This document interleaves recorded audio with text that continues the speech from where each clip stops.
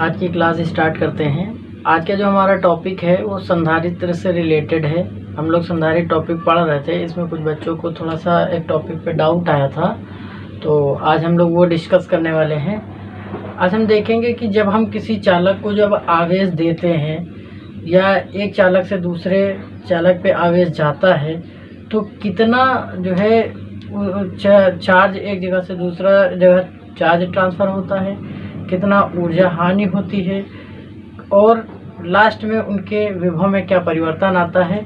इन सभी चीज़ों पे आज हम लोग वन बाय वन चर्चा करने वाले हैं। आज हम देखते हैं कि हमारे पास यदि जो है दो चालक हैं, एक ये, ठीक है, तो निकालेंगे कि आवेशों का पुनर्वितरण जब होता है तो उनका उभयनिष्ठ विभव क्या हो जाएगा। कॉमन पोटेंशियल निकालना सीखेंगे। इसमें दो आवेशित चालकों को एक दूसरे से जोड़ने पर जो पुनर्वितरण होता है आवेश का, उसके बाद क्या विभव होगा ये निकालेंगे, कितना आवेश ट्रांसफ़र होगा फिर ये निकालेंगे, आवेश ट्रांसफ़र होने में क्या लॉस हुआ है उसके बाद हम लोग ये निकालेंगे। ठीक है, तो चलिए अभी हम लोग जो है निकालते हैं कि पुनर्वितरण कैसे होता है, किस प्रकार से होता है। सबसे पहले हम लोग मान लेते हैं कि हमारे पास एक चालक जो है वो ए है, ये हमारा ए चालक है, ठीक है, जिसकी धारिता है C1। ये हमारा जो चालक है वो है B और जिसकी धारिता है C2। ये C1 चार्ज एक्वायर कर सकता है, ये C2 चार्ज। अब हमने चार्ज देना शुरू किया, ऐसे ऐसे करके मैंने चार्ज देना शुरू कर दिया, 1 2 3 4 5 6 7 8 ऐसे करके मैंने चार्ज इसको दिया। और इस प्रकार से अब जो इसका चार्ज है इसके पास वो हो गया Q1 चार्ज। इसके पास कितना चार्ज हो गया, Q1 चार्ज हो गया। और इसको भी हमने देना शुरू किया अलग अलग। अभी ये पृथक पृथक हैं, इसको मैंने चार्ज दिया और इसके पास भी अब जो चार्ज है वो Q2 चार्ज हो गया। ठीक है, जिस समय इसके पास Q1 चार्ज है उस समय जो इसका पोटेंशियल है इस वाले का, इसका पोटेंशियल वो है V1। जिस समय इसके पास Q2 चार्ज है उस समय इसका जो पोटेंशियल है वो कितना है, V2। ठीक है, तो अब यहाँ पे हम एक रिलेशन निकाल सकते हैं कि जिस समय इसका पोटेंशियल V1 है, धारिता C1 थी, हमने Q1 आवेश दिया, तो इनके बीच आपस में क्या रिलेशन होगा। जब इसका V2 विभव था धारिता C2 वाले की, जिसको हमने चार्ज Q2 दिया था, तो हम देखेंगे इनके पास जो रिलेशन बना कि चार्ज कितना हो सकता है। तो प्रथम वाले की यदि हम बात करें, ठीक है, तो Q1 equals to C1 into V1। इसी प्रकार से अगर हम दूसरे वाले की बात करें, दूसरे का निकालना चाहते हैं इसका रिलेशन, तो Q2 equals to C2 V2। ये जो है यहाँ पे क्या हो जाएगा, इनके पास आवेश हो जाएगा, चार्ज हो जाएगा। ठीक है, अब क्या करते हैं, एक पतला तार लेते हैं और क्षण भर के लिए हम क्या करते हैं, इनको आपस में कनेक्ट कर देते हैं। ऐसे करके हमने कनेक्ट कर दिया। जब इनको आप कनेक्ट करेंगे तो यहाँ पे ध्यान ये रखना है कि जो धनात्मक आवेश होता है, कौन सा आवेश, धनात्मक आवेश। आवेश दो प्रकार के होते हैं, एक ऋणात्मक भी होता है, एक धनात्मक भी होता है। ठीक है, तो जो आपका पॉजिटिव चार्ज है, जो धनात्मक चार्ज है, वो उच्च विभव से निम्न विभव की ओर जाना शुरू कर देता है। ठीक है, आवेश का पुनर्वितरण स्टार्ट हो जाता है। अब हम ये अज्यूम करके चलते हैं जो Q1 है ये ज़्यादा है, ये हम पहले से मान के चलते हैं Q1 is greater than Q2। तो Q1 बड़ा है तो इसका मतलब चार्ज Q2 की तरफ जाना शुरू कर देगा, इसका पोटेंशियल ज़्यादा है, V1 क्या है, बड़ा है। ठीक है, तो Q1 क्योंकि हमने इसको ज़्यादा दिया है, इसकी कैपेसिटी ज़्यादा है, ठीक है, इसलिए इसका विभव भी ज़्यादा है। इसको हम बड़ा मान के चलते हैं, इसको छोटा मान के चलते हैं। ठीक, तो अब जब हम इनको आपस में जोड़ देंगे एक पतले तार के द्वारा, तो फिर क्या होगा, कुछ क्षण के बाद आवेशों का पुनर्वितरण हो जाएगा। ठीक है, तो पुनर्वितरण होने के बाद हम देखते हैं क्या सिचुएशन होगी। ठीक है, तो पुनर्वितरण होने के पश्चात आपने इनको तार से जोड़ दिया, पुनर्वितरण हो गया। ठीक है, पुनर्वितरण के पश्चात अब जब पुनर्वितरण हो गया तो अब जो इसके पास चार्ज बचा है वो Q1 डैश बचा है और इसके पास जो बचा है वो Q2 डैश बने हैं। ठीक है, तो वो लिख भी देते हैं कि पुनर्वितरण के पश्चात चालक A पर आवेश क्या हो जाएगा, Q1 डैश चालक B पर आवेश कितना हो जाएगा, Q2 डैश हो जाएगा। ठीक है, एक पे Q1 डैश और Q2 डैश हो जाएगा। और ये आवेश तब तक वितरित होता रहेगा जब तक इन दोनों के बीच का पोटेंशियल क्या ना हो जाए, समान ना हो जाए। ठीक है, तो चालक A पर आवेश Q1, चालक B पर आवेश Q2 डैश, और कॉमन विभव जो है उभयनिष्ठ विभव, ठीक है, उभयनिष्ठ विभव जो है वो क्या है, V है। ठीक, तो उभयनिष्ठ विभव आ गया V। अब ये V का मान हम निकाल सकते हैं कि अगर उभयनिष्ठ विभव निकालना चाहते हैं तो V इक्वल्स टू इनका कुल आवेश बटे कुल धारिता से आप निकाल सकते हैं कि क्योंकि हमें पता है चार्ज कहीं नहीं गया है, चार्ज केवल ट्रांसफ़र हुआ है। टोटल चार्ज अगर जोड़ेंगे Q1 प्लस Q2 वो समान रहेगा, भले यहाँ से के बजाय वहाँ चला गया हो। ठीक है, या वहाँ से यहाँ चला आया हो, तो जो नेट चार्ज होता है वो हमेशा कांस्टेंट रहता है। ठीक है, केवल क्या हुआ, पुनर्वितरण हुआ है। इसलिए हम कह सकते हैं कि जो कॉमन विभव आने वाला है, जो कॉमन विभव आपका होगा वो कुल आवेश बटे कुल विभव संयुक्त जो इनकी धारिता है उनके बराबर होगा। ठीक है, तो ये क्या हो जाएगा, कॉमन विभव कुल आवेश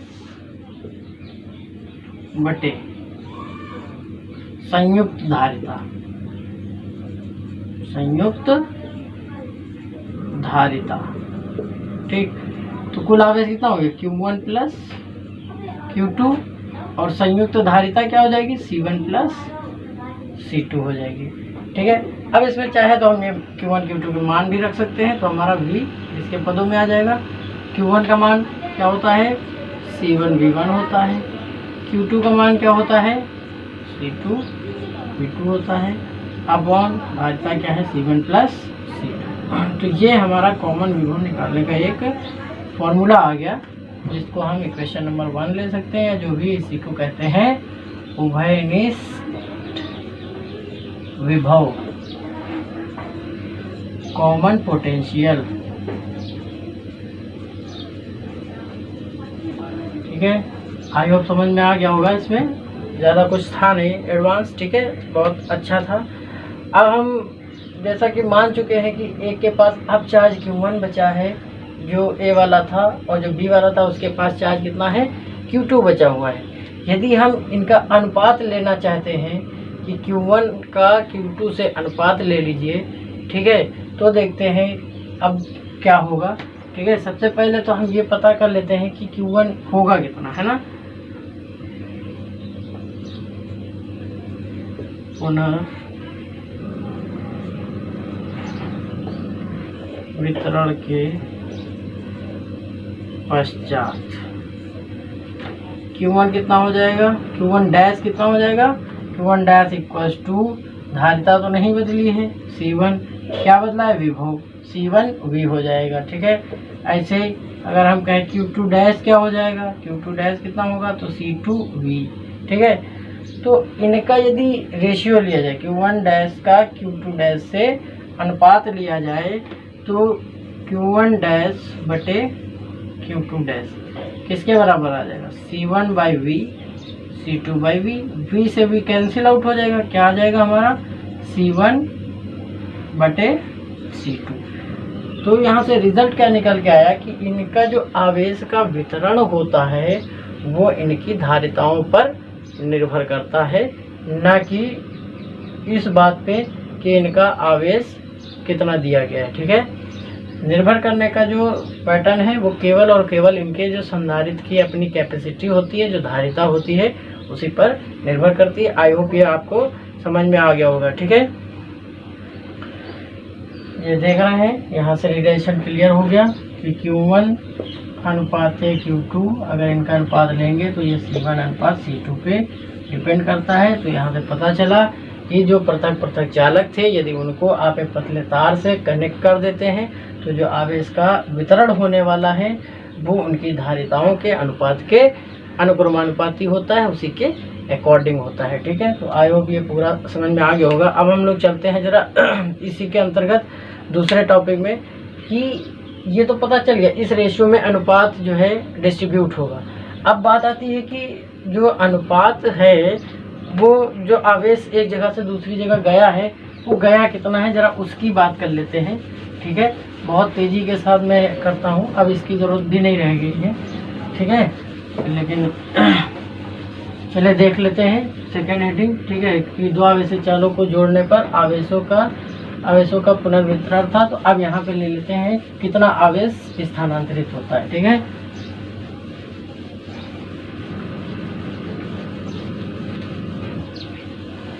आवेशों का स्थानांतरण डाल देते हैं। ठीक है,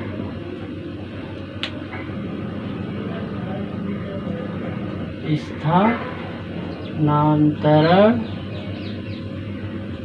की मात्रा। ठीक है, अब हम लोग मात्रा निकालने वाले हैं कि कितनी मात्रा स्थानांतरित हुई। तो जो स्थानांतरित आवेश की मात्रा है अब अभी जान ही रहे हैं। ठीक है, अभी हम लोगों ने एक रिलेशन निकाला कि पहले कि अब स्थानांतरित का मतलब किसी एक जगह से हम ले सकते हैं, चाहे ए वाले को देख लीजिए चाहे बी वाले को देख लीजिए। ठीक है, तो पहले ए वाले के पास जो आवेश था वो क्या था, Q1 था। फिर उसको जब आपने एक वायर से कनेक्ट किया तो अब उसके पास आवेश कितना रह गया, Q डैश रह गया। तो हम यहाँ से एक बात कह सकते हैं कि जोड़ने से पहले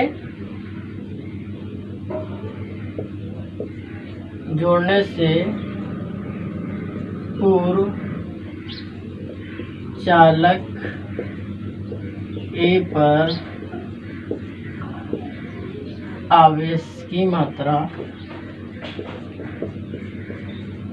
Q1 है तथा जोड़ने के पश्चात आवेश की मात्रा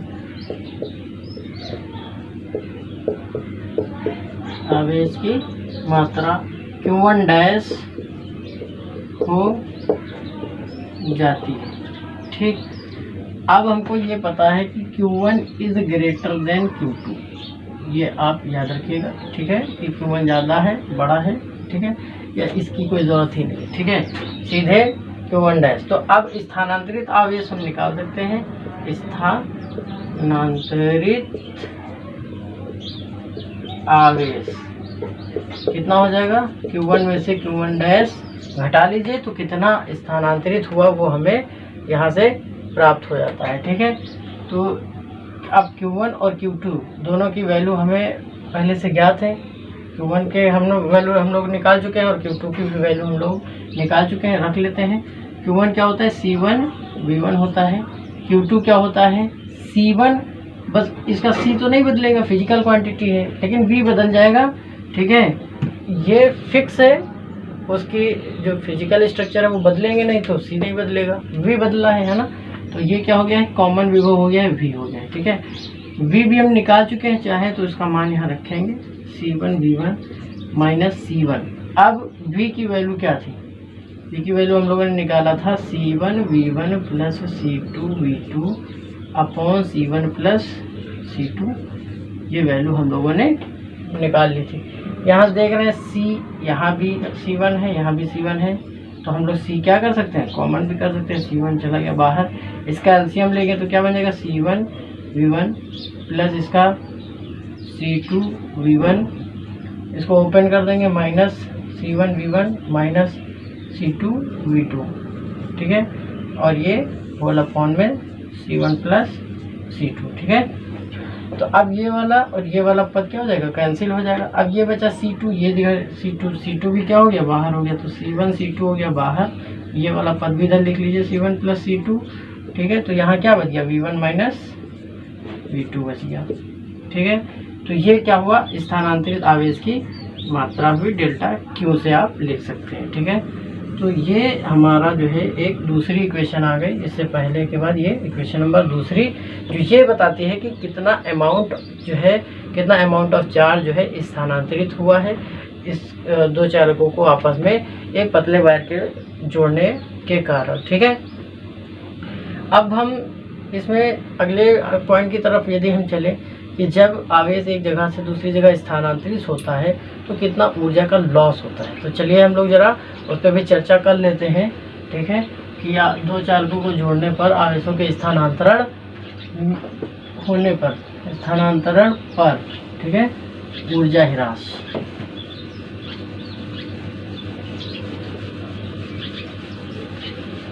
कितना ऊर्जा लॉस कर देगा और क्यों करेगा, दोनों बातों को इस पॉइंट में देखते हैं। ठीक है, आवेशों के स्थानांतरण पर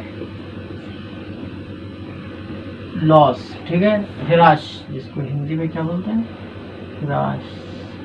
ठीक है, लॉस निकालने वाले हैं आवेश के डिस्ट्रीब्यूशन में। जब रीडिस्ट्रीब्यूशन होता है तो कितना लॉस होता है।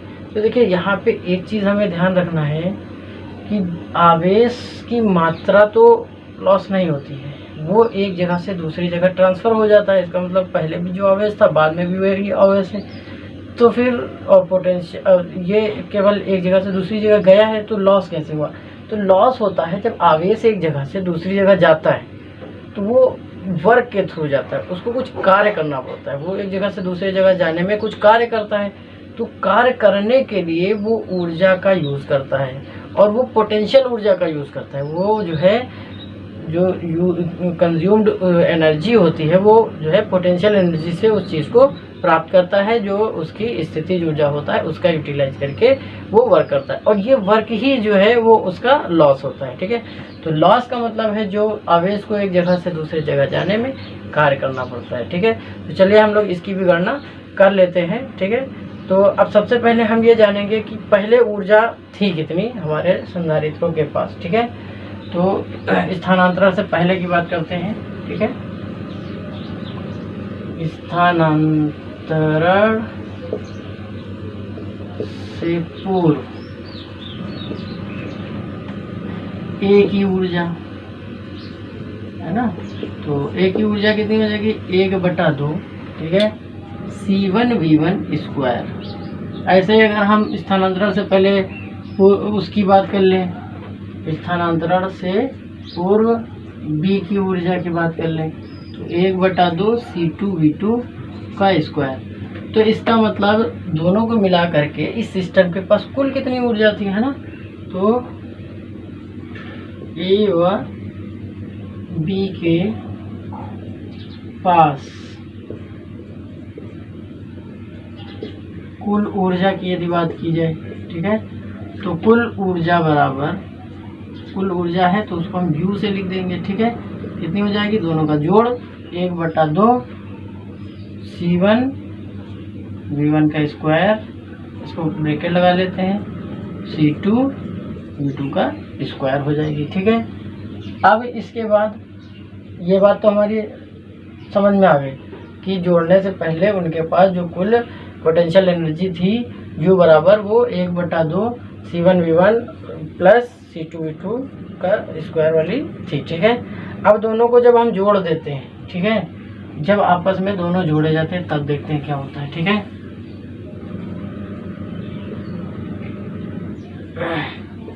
आपस में जोड़ने के पश्चात, आपस में जोड़ने के पश्चात ऊर्जा, ठीक है, उसको मान लीजिए U डैश से लिखा देते हैं। ठीक है, अब जब आपस में जोड़ दिया है, ठीक है, तो ऊर्जा हो जाएगी 1/2 धारिता कुल धारिता थी C1 C2, जब जोड़ दिया तो उनकी धारिताएं कितनी हो गई थी, C1 प्लस C2 इंटू उनका जो विभव था, विभव क्या होता है, कॉमन विभव क्या निकल के आता है, V का स्क्वायर। ठीक है, तो ये हमारे पास आ गया U इक्वस टू ये और U डैश इक्वस टू ये। तो अब इसमें ऊर्जा फाइनली उसके पास अब इतनी ऊर्जा है, पहले उसके पास इतनी ऊर्जा थी, तो हम डिफरेंस निकाल सकते हैं कि ऊर्जा ह्रास बराबर ऊर्जा ह्रास। ऊर्जा ह्रास का मतलब delta U that is equals to, इसके पास पहले जो थी वो ज़्यादा थी, ह्रास हुआ है तो अब ऊर्जा कम हो गई होगी, तो क्या हो जाएगा, U डैश हो जाएगा। हम ये मान रख सकते हैं, U का मान हमारे पास कितना दिया है, 1/2, ठीक है, ब्रैकेट C1 V1 का स्क्वायर प्लस C2 V2 का स्क्वायर ब्रैकेट बंद माइनस ये मान रख देंगे 1/2 C1 प्लस C2 और V स्क्वायर। तो 1/2 तो सब जगह कॉमन है, तो हम क्या कर सकते हैं, इस डेल्टा U के अंतर्गत 1/2 तो बाहर ले सकते हैं, ठीक है। इसके बाद V का भी मान रख लीजिए, ठीक है।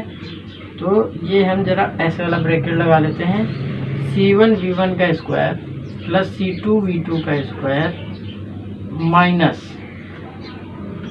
इसका जब मान रखेंगे C1 प्लस C2, V का मान हमारा है C1 V1 plus C2 V2 और इसका क्या लगा है होल स्क्वायर बटे में था C1 प्लस C2, इसका भी हो जाएगा होल स्क्वायर। तो एक ये और एक पावर क्या हो जाएगी, कैंसिल आउट हो जाएगी। अब हम क्या करते हैं, इसका केवल और केवल इसके साथ क्या ले लेते हैं, एलसीएम ले लेते हैं, ठीक है।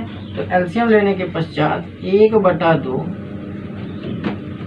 इसका जब पूरा करेंगे तो C1 square V1 square C1 C2 V2 square, इसका हो गया काम। अब इससे करते हैं C2 से करते हैं तो C1 C2 V1 स्क्वायर, इससे करेंगे तो C2 स्क्वायर V2 स्क्वायर, ठीक है।